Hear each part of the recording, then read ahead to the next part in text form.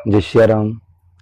जगत गुरु खोजे जी द्वाराचार्य ब्रह्म पीठाधीश्वर काठिया परिवाराचार्य वैष्णव कुलभूषण संत रत्न आर्यावर्त के गो ब्राह्मण संत सेवी स्वामी श्री नारायण देवाचार्य जी महाराज के जीवन पर आधारित भक्तमाल के श्रृंखला में आज हम पूज्यपाद ब्रह्म पीठाधीश्वर काठिया परिवाराचार्य अनंत श्री विभूषित स्वामी श्री राम रतन देवाचार्य जी महाराज से भेंट करते हैं। महाराज श्री, सरकार की आपसे पहली भेंट कब और कैसे हुई? आपका अनुभव हमें बताकर हमें कृतार्थ करें। ओम सीतानाथ समारंभाम रामानंदार्य मध्यमाम अस्मदाचार्य पर्यंताम वंदे गुरु परंपराम अखंड मंडलाकारं व्याप्तं येन चराचरं तत्पदं दर्शितं येन तस्मै श्री गुरुवे नमः। इस शरीर का जन्म जयपुर जिले के अंदर धोला पंचायत और वाया चरोल गांव अर्जुनपुरा में इस शरीर का जन्म हुआ। और मैं बचपन में मिट्टी खा करके बहुत बीमार हो गया था। जैसे कि बाल स्वभाव सब मिट्टी खाते हैं, तो मैं मिट्टी खा खा करके इतना बीमार हो चुका था कि मेरे से उठना बैठना मुश्किल हो गया था। डॉक्टर ने भी मेरे को एक तरह से जवाब ही दे दिया था। उसी समय सदगुरुदेव भगवान हमारे गांव में आए और पिताजी ने कहा कि महाराज जी, आपके चढ़ाया हुआ है और ये बच्चा बहुत बीमार हो रहा है। बोले कि मेरे जब ठाकुर जी की चढ़ाई दिए तो बोले इसकी चिंता मत करो, बोले ठीक हो जाएगा। और वो मेरी पहली मुलाकात थी। उस समय मैं शायद रहा हूँगा 7, 8, 9 बरस का बच्चा रहा हूँगा। तो उस समय महाराज जी की पहली मुलाकात हुई और फिर महाराज जी का ऐसा आशीर्वाद मिला मेरे सदगुरुदेव भगवान का कि उसके बाद में मैं ठीक हो गया। ऐसे करके मैंने जीवन में देखा कि कई बार मैं मृत्यु के मुंह से वापस निकल के गया और हर बार गुरु जी की ही कृपा रही मेरे साथ। कई बार एक्सीडेंट भी हुआ, गाड़ी टूट गई, बिखर गई, लेकिन सदगुरु भगवान हमेशा साथ में ही रहे मेरे, और मेरे एक स्क्रैच भी नहीं आया शरीर में। तो ये गुरु जी की कृपा रही। सरकार के आपके जीवन के ऐसे कुछ किस्से जो आपके लिए प्राणधन है? देखो, ऐसे महापुरुष के सानिध्य में हम 35 वर्ष रहे। मेरा बचपन से लेकर के मेरी जवानी उनके चरणों में ही बीती। और मैं समझता हूँ कि उनका हर दिन कोई न कोई चमत्कार रहता ही था उनका। और मैंने स्वयं देखा है, कईयों के घरों में प्रेत बाधाएं होती थी, उन बाधाओं को महाराज जी ने दूर किया। कईयों के संतान नहीं होती थी, उनको महाराज जी ने संतान प्रदान की। कईयों रुग्णालय थे, आते थे डॉक्टर जो जवाब दे देते, वो ऐसे आश्रम में आते थे लोग, और वहाँ महाराज जी के दर्शन करने मात्र से ही वो स्वतः ठीक हो जाते थे। ऐसे कई उदाहरण हैं। डॉक्टरों ने जवाब दे दिया, ऑक्सीजन चढ़ रही है, और महाराज जी के पास में आए और महाराज जी ने कहा, जो हमारे त्रिवेणी के संस्थापक हैं श्री गंगादास जी महाराज, बोले उनकी समाधि पर बोले जाओ परिक्रमा करो, और परिक्रमा करते करते वो बच्चा ठीक हो जाता था। तो ये अनेकों चमत्कार महाराज जी के द्वारा हमने देखा। लेकिन महाराज जी का मुख्य ध्येय ये चमत्कारों का प्रचार प्रसार का नहीं था।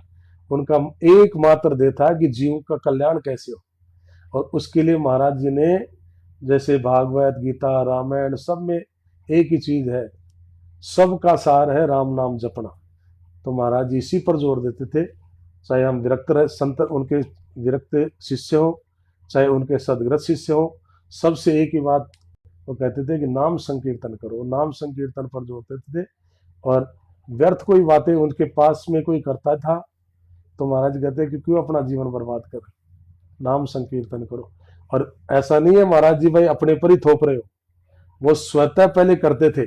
जैसे भगवान ने उपदेश कम दिया, लेकिन अपने जीवन में उन्होंने करके दिखाया।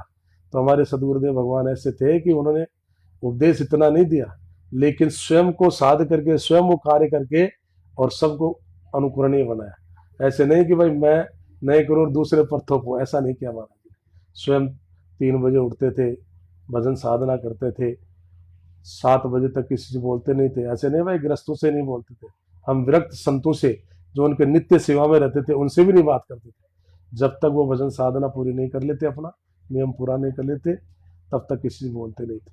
लेकिन नर के रूप में अगर नारायण के हमने दर्शन किया तो हमारे सदगुरुदेव भगवान के रूप में किया। और हम तो सब कुछ महाराज जी को मानते थे और आज भी उन्हीं को मानते हैं। और आज भी जो भी कुछ आप ये देख रहे हो तो ये सब सदगुरुदेव भगवान की ही तपस्या का फल है। उनकी तपस्या के फल से हम लोग चल रहे हैं, क्योंकि ये जीवन तो उनका दिया हुआ है। मैं तो मृत्यु के पता नहीं कितनी बार मुंह में चला गया था, हर बार महाराज जी ने मेरी रक्षा की। तो ये जीवन उन्हीं का दिया हुआ है और उन्हीं की सेवा में लगा रहे, बस मेरी यही उम्मीद है। और उन्हीं के बताए हुए मार्ग पर चलते चलते हम भी ठाकुर जी के चरणों में चले जाए, ये हमारी दिली तमन्ना है। महाराज श्री, हमारे गुरु भाई बहनों के लिए आपके द्वारा ऐसा कोई संदेश जिसकी हम पालना कर सके, गुरुदेव का सशरीर दर्शन प्राप्त कर सके और उनकी उपस्थिति का आभास कर सके। सब गुरु भाइयों और बहनों को मैं तो एक ही निवेदन करूंगा कि विश्वास के साथ, विश्वास और फलदायक जो सदगुरुदेव भगवान ने जो हमको मार्ग बताया है, उस मार्ग का विश्वास के साथ आप अनुकरण करें। जीवन में आज भी आपकी बाधाएं जैसे प्रत्यक्ष शरीर से होती थी, आज महाराज जी हमारी आंखों से ओझल है शरीर से, लेकिन अब उनको अगर देखना हो तो जैसे परमात्मा को हम देखते हैं अंतरात्मा अंदर के चक्षु से, वैसे अगर देखोगे तो महाराज जी आपको आज भी दिखाई देंगे। और उनके बताए हुए मार्ग पर चलेंगे तो आज भी जैसे हमारे काम पहले होते थे आज भी होंगे, एक भी काम आपका रुकेगा नहीं। और मैंने ये जीवन में प्रत्यक्ष देखा है, क्योंकि महाराज जी जब शरीर त्याग रहे थे, वैकुंठ धाम को जा रहे थे, उससे कुछ दिन पूर्व मेरे को बुला करके महाराज जी ने कहा कि महाराज बड़ा चिंता मत करना, तो बोले मैं सब व्यवस्था करूंगा। और बोले कि मैं हूं ना, बोले चिंता क्यों करता है, बोले कि तेरे पास कोई कमी नहीं रहेगी, कमी रहे तो बोले तुम मेरे से कह देना। तो मैं देखता हूँ वो केवल अदृश्य हुए है, इन चरम चक्षुओं से देखा नहीं जाएगा। लेकिन 7 वर्ष का पीरियड हो गया, एक दिन भी ऐसा नहीं गया जो हमारे सदगुरुदेव भगवान एक दिन भी याद नहीं आए। और नित्य प्रति उनका दर्शन होता है आज भी, और नित्य प्रति कृपा उनकी नित्य बरस रही है।